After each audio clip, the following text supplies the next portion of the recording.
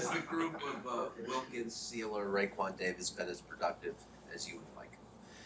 Well, I just think our whole defense, overall hadn't been as productive. And, I think when overall, speaking specifically about last week, it affects everybody. So, when the unit as a whole is not playing up to snuff, both coaching and playing, I think it affects everybody.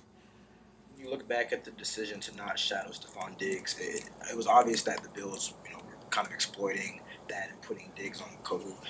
Looking back, would you have done anything differently with that? We gave Diggs a lot of attention, obviously, and not enough, as far as schematically.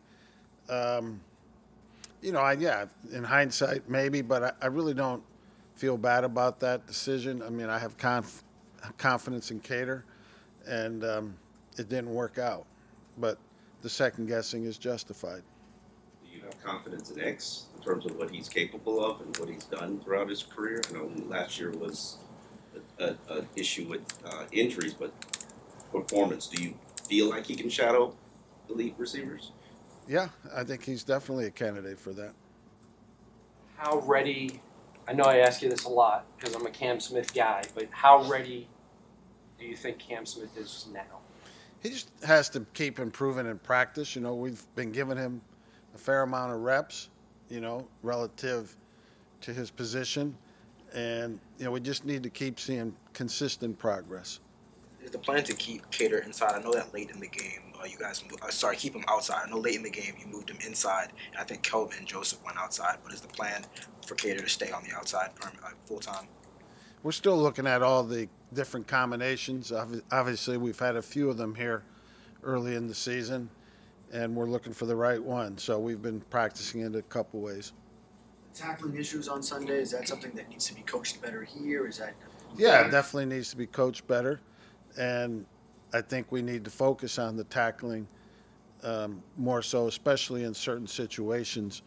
I think sometimes we were too ball conscious and not tackle conscious. There was a drive, I think, the Bills' third scoring drive where Jerome Baker wasn't in at all, and I think Duke went in. What was the reason for that? Yeah, we had planned to give Duke some reps during the game, and that was the series we did it to begin with. And then in terms of Brandon Jones in his first start, he played exclusively deep, it felt like, and Javon played a lot in the box. It seemed like a reversal of what we've seen over the years with those two. What was kind of the reason for exclusively keeping Brandon deep? It's more so the particular defenses we were in and versus certain formations, how it worked out. It's not totally by design. Vic, I have a sort of a big picture question for you, and I asked a similar question of Jalen Phillips yesterday in terms of how far along the defensive players are toward grasping what you want out of them and the scheme that you've applied. And he said he couldn't give a percentage, but it's still in progress. It's not quite there. What would you say? Well, I think it should be there. Obviously, we've been up and down with our performances, too good, too not good. But it should be there. I don't think that's a reason for the two games that we didn't play as well as we needed to. So in that aspect, what would you attribute some of the communication issues to, or do you think that that's been a major issue on the? No, I don't think the communication's been a problem.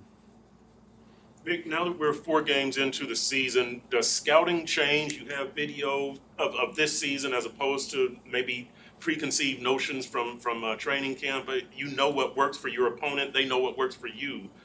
Is scouting a little more advanced now at this point of the season? What do you mean by scouting? Well, I mean the video review of your opponent. What their tendencies are. Oh, yeah. I mean, it's still kind of early. And the coaching staff there in New York, in this instance, we've gone against in the past. So there's a history there to a certain degree. So, I mean, you look at everything that you can in preparation for the game. Are you at the point now where you're considering any personnel changes? Obviously, you played Duke right a little more last week. Just in general, are you considering any others? No, nothing earth-shattering. With the front line, in terms of you use kind of a light box where it's the mostly pass rushers and then 2 defensive tackles. I don't know if that's I don't know if you're a 3-4 front or not, just because of how little you use 3 defensive linemen down. Is there any concern regarding stopping the run when you go that light? No, one of the reasons we're in so much nickel is what you're saying is, that's the way the game's been played a lot. The teams are putting 3 wideouts out there. So you're playing a lot of nickel, and which is no different than for all teams that are a 3-4 base. You end up playing more nickel. I know that doesn't answer your question, but it's more what the offenses are doing more so than what we're doing. What has surprised you looking at the overall body of work through the first 4 games? We've just been inconsistent and not in one position per se, inconsistent across the board, and we need to do a better job of coaching. I know it's only been 1 practice back for Nick Needham, but have you thought at all of what he can provide once he is ready to go? Not yet. This yesterday was the first time he's been on the field since I've been here. So, he's got some work to do coming off that injury, coming off a full year of inactivity. So, hopefully he tells me he feels good. We'll see how he does the rest of this week and into next week. Coach, what was the players' reaction in response to the performance on Sunday? How have you seen them bounce back and kind of prepare for, improving things and making corrections? Oh, I think the reaction was what you would expect, a combination of disappointment, pride is hurt, upset, everything rolled up into one.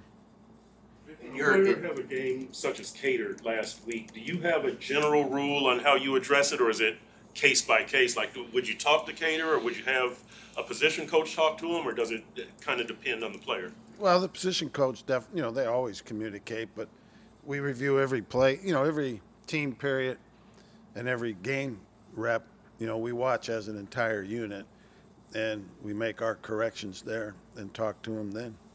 One more Wilkins Davis Sealer question, Vic. Obviously, stopping the run is paramount with defensive line and defensive tackles. How important is generating more pass rush from that group to you? It's important. Everybody that's rushing the passer, that's part of your job description. And, we need, they need to do a better job of that. We need to do a better job of getting them in those positions. Last time the defense had such a poor performance, week 1 against the Chargers, had a nice bounce back week 2 against the Patriots. Are you looking for a similar sort of rebound in that way, and do you hope you can get some more consistency eventually? That's the plan. But, there's 11 guys on the other side of the ball competing. But hopefully we'll bounce back and play better. What can the linebackers as a group do better? Just be consistent, be where you're needed, where you're supposed to be, and be more consistent. Twice, Mike McDaniel has said he thought the defense, some players have tried to do more than their 1/11th. How do you convince players to stay within the scheme and trust the scheme? Just show them the examples, of when you do it right, what happens, and when you do it wrong, what happens.